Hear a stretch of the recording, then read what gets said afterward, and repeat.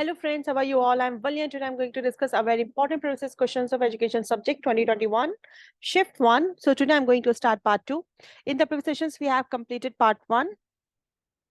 So start करते हैं फिर हम आज का लेसन. So क्वेश्चन है आपका, अच्छा हम क्या कर रहे हैं, हम लोग की क्विक रिवीजन है आपका प्रोसेस क्वेश्चंस का. तो इसके अंदर मैं आपको 30 सेकंड्स का टाइम देती हूँ क्वेश्चन को सॉल्व करने का. और इस वीडियो के डिस्क्रिप्शन में मैं नीचे लिंक दे दूंगी जो मेरा डिटेल डिस्कशन है इन क्वेश्चन का. तो आप अगर वेरीफाई करना चाहे तो वहां से आप और अच्छे से रिवीजन कर सकते हैं. वहां बिल्कुल डिटेल डिस्कशन मैंने किया हुआ है. यहाँ पे मैं सिर्फ आपको प्रैक्टिस करा रही हूँ ताकि आपका क्विकली रिवाइज हो जाए प्रीवियस क्वेश्चंस. सो क्वेश्चन है हमारा, which of the following gives a description about health and health related states of an individual. आपको बताना है इनमें से कौन सा है जो डिस्क्रिप्शन देता है हेल्थ के बारे में और हेल्थ रिलेटेड स्टेट्स के बारे में इंडिविजुअल के बारे में. ICF model, ICMR act, PWD act और UGC model act. Yes, your time starts now.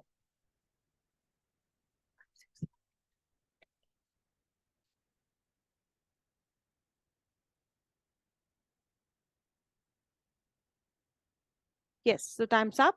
Answer है हमारा ICF मॉडल, क्योंकि ICF मॉडल क्या है, international classification of functioning disability and health, जिसको हम ICF बोलते हैं. तो हेल्थ और हेल्थ रिलेटेड डोमेन्स के बारे में हमें ICF फ्रेमवर्क से पता चलता है.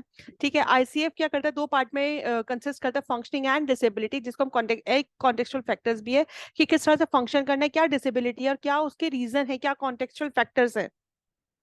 तो ये सब चीजें आप डिटेल में पढ़ सकते हैं. यहाँ पे मैंने पूरा लिखा हुआ है क्योंकि डिस्कशन वाली मेरी क्लासेस अलग हैं. यहाँ पे मैं सिर्फ आपको क्विकली रिवाइज करा रही हूँ.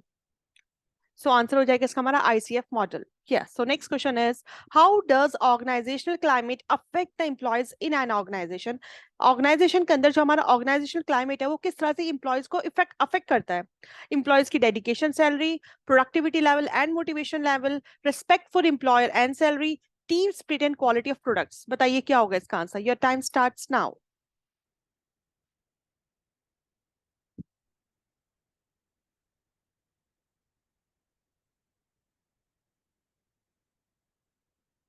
Yes.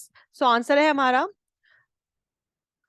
Productivity level and motivation level. Organisation climate कहता क्या है कि जो आपके इंस्टीट्यूशन है, जो भी आपका ऑर्गेनाइजेशन है, वहां पे जो लोग काम कर रहे हैं तो वो किस तरह से उन्हें काम करना चाहिए, कैसा आपका क्लाइमेट होना चाहिए. ऑर्गेनाइजेशन का इन्वायरमेंट की बात हम करते हैं कि प्रोडक्टिव लेवल सबको अच्छा चाहिए होता है, तो मोटिवेशन लेवल अच्छा होगा तो आपका प्रोडक्टिविटी लेवल अच्छा होगा. तो क्या होता है कि इसमें आपका जो ऑर्गेनाइजेशन है उसमें आपके लोगों को सेंटिमेंट्स को समझते हुए उनकी इफिशियंसी को देखते हुए आपको उनसे काम कराना है.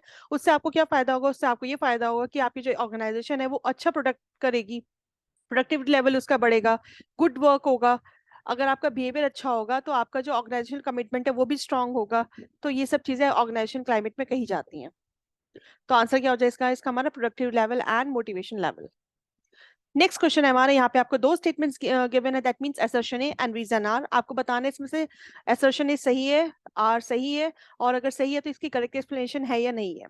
सो असर्शन ए क्या कह रहा है, नाक assesses and accredits only those institutions of higher learning that have either completed 6 years of establishment or have produced 2 batches of graduates. Reason, IQAC helps to find out the new courses to start and recruits teachers. So option है आपके पास A false, R true, A true और false, दोनों एक दूसरे की correct explanation है या नहीं है. सो आंसर दीजिए. Your time starts now.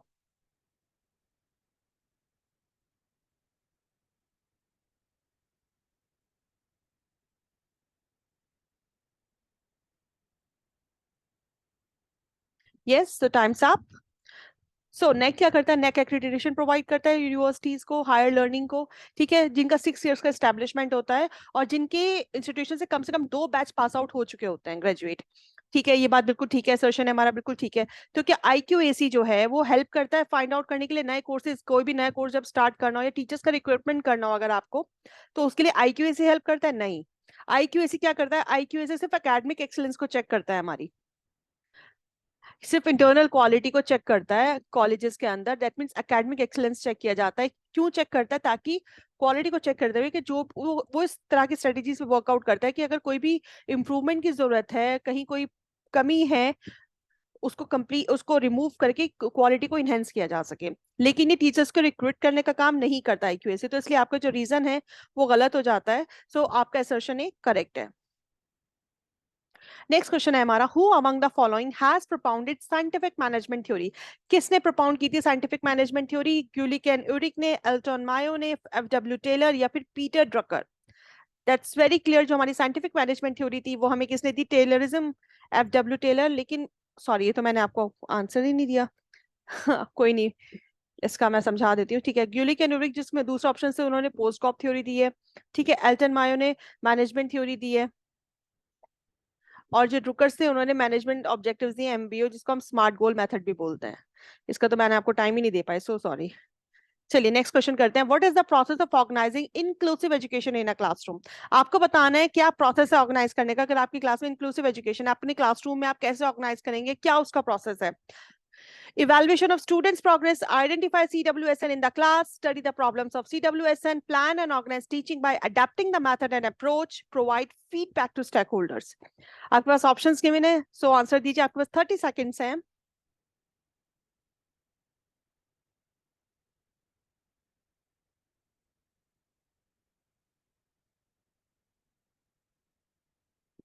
Yes, so time's up. Inclusive education का मतलब क्या? इंक्लूजन, दैट मीन्स कि आपकी क्लास में नॉर्मल स्टूडेंट्स और प्लस डिसेबल या डिसऑर्डर वाले स्टूडेंट्स सब साथ पढ़ेंगे। ठीक है, इंक्लूजन उसे बोलते हैं। अब आप क्या देखेंगे अपनी क्लास में, जब आप प्रोसेस लगाते हैं, करते हैं कि किस तरह से आप ऑर्गेनाइज करेंगे, किस तरह से बच्चों को आइडेंटिफाई करेंगे, तो फर्स्ट ऑफ ऑल आप क्या करते हैं? चिल्ड्रन विद स्पेशल नीड, जो आपकी क्लास में अगर किसी बच्चे को नीड की जरूरत है, किसी बच्चे के साथ कोई प्रॉब्लम है, तो पहले आप उसको आइडेंटिफाई करेंगे। फिर आप देखेंगे कि उसको प्रॉब्लम क्या है, फिर आप उसकी प्रॉब्लम को स्टडी करेंगे। ठीक है, जब आपने उसकी प्रॉब्लम को स्टडी कर लिया, फिर आप प्लान करेंगे कि आपको उसके अकॉर्डिंग टीचिंग करनी है, उसी कौन सी अप्रोच आपको लेनी है, कौन सा मेथड आपके लिए, उस बच्चे के लिए बेटर होगा। फिर आप इवेलुएट करेंगे कि जो उस मेथड से आपने पढ़ाया, बच्चे ने कितना प्रोग्रेस किया। राइट, ये आपका थर्ड हो गया, this is your fourth and the last. फिर आप उसके पेरेंट्स को स्कूल में फीडबैक प्रोवाइड करेंगे। तो दिस इज द प्रोसेस, और आंसर हो जाएगा इसका हमारा third option according to your answer की। Next question. Who among the following list of thinkers of management has developed the theory of variation? आपको बताना है इसमें से इन thinkers of management में कौन किसने डेवलप किया थी theory of variation? Peter Drucker, Edward Deming, Henry Fayol और Morton and Blake? Yes, your time starts now.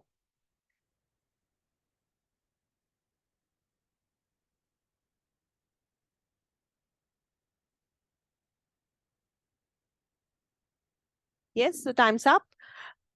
जो लिस्ट है थिंकर्स की मैनेजमेंट की, जिसने थ्योरी ऑफ वेरिएशन डेवलप किए थे, वो थे हमारे Edward damming. Theory of variation दिया था इन्होंने कि वेरिएशन थ्योरी क्या होती है? थ्योरी होती है एक लर्निंग का और एक्सपीरियंस का, कि किस तरह से एक्सप्लेन करते हैं कि किस तरह से आपने लर्नर क्या चीज देखता है, कैसे समझता है और कैसे एक्सपीरियंस करता है एक सर्टेन वे में। ठीक है, वॉल्टर शेवर्ट ने डेवलप की थी थ्योरी, जिसमें दो तरह के वेरिएशंस की बात की थी वॉल्टर शेवर्ट ने, this is controlled variation and uncontrolled variation. तो जो हमारी थ्योरी ऑफ वेरिएशन थी वो हमें किसने दी थी? डैमिंग ने। Okay, Edward Deming. So next question है हमारा, what are the essential requirements to make education inclusive? आप अपनी एजुकेशन को इंक्लूसिव बनाने के लिए किन रिक्वायरमेंट्स हैं जो बहुत इसेंशियल होती हैं? ऑप्शंस आपको दिए हुए हैं, accessibility of institution, support from teachers, teachers competencies, peer group support and counselor support. Second, parental involvement, teachers attitude, teachers competencies in teaching and administrator support. Third, peer group support, teachers competencies, principal support, parents involvement and counselor support. Fourth, आपका teachers competencies to teach, teachers attitude, classroom and computers. So दीजिए answer, your time starts now.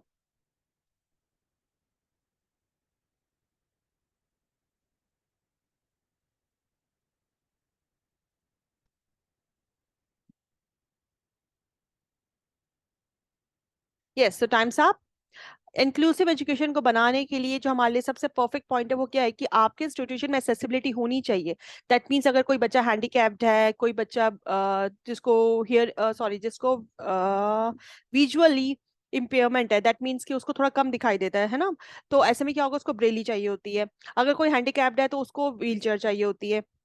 किसी को उसमें problem होती है, तो इस तरह की बहुत सारी चीजें हैं जो अगर आपको सपोर्ट मिली जाए इंस्टीट्यूशन की तरफ से, टीचर्स का सपोर्ट होना बहुत इंपॉर्टेंट है। और टीचर की कॉम्पिटेंसीज का क्या मतलब है कि टीचर इस लायक होने चाहिए कि वो समझ सके उनके बच्चों के साथ क्या प्रॉब्लम है, उनकी कॉम्पिटेंसीज भी इंपॉर्टेंट है।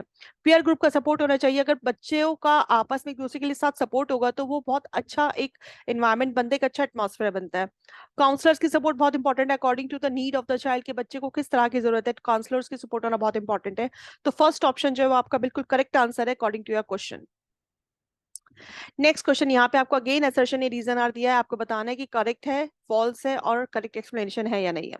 So democratic management is based on the principle of people's participation and reason is a leaders who take administrative decision by himself herself believes in democratic procedures. तो दीजिए आंसर, ऑप्शंस आपको given है, your time starts now.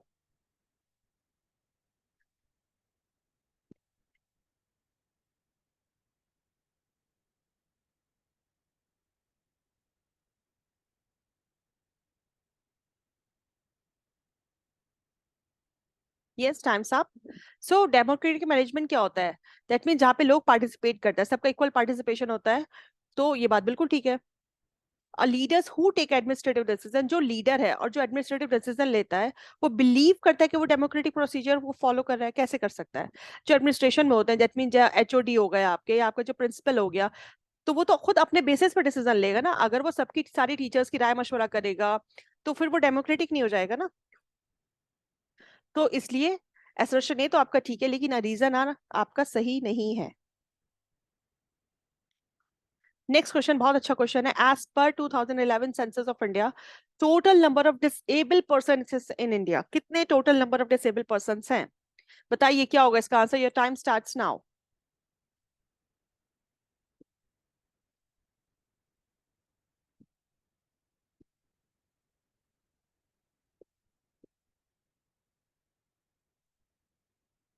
Yes, so time's up. Answer इसका हमारा 2.68 crore. According to overall 2.21 of Indian population में अलग अलग disabilities हैं, जिसमें से 2.6 करोड़ जो हैं लोग इंडिया के डिसेबल हैं। मेल पॉपुलेशन फीमेल पॉपुलेशन दोनों दी हुई हैं। 1.18 करोड़ जो है आपकी वन फीमेल पॉपुलेशन है, 1.5 करोड़ जो है आपकी मेल पॉपुलेशन है। और इसमें सबका अलग अलग वो दिया हुआ है। जिनको विजन से प्रॉब्लम है वो इतने परसेंट है, hearing related disabilities another 19%, 7% speech impairment, 20% locomotor disability, 6% mental retardation, 3% mental illness, 18% other types of disabilities and 8% multiple disabilities. तो ये पूरा डिस्क्रिप्शन एक बार आप इसे पढ़ जरूर लीजिएगा। सो आंसर हो जाएगा इसका हमारा 2.68 crore. So thank you friends for your attention. In the next lesson मैं इसके आगे क्वेश्चंस कवर करूंगी। So stay blessed, enjoy learning and best of luck for your upcoming exam and see you soon with the next video.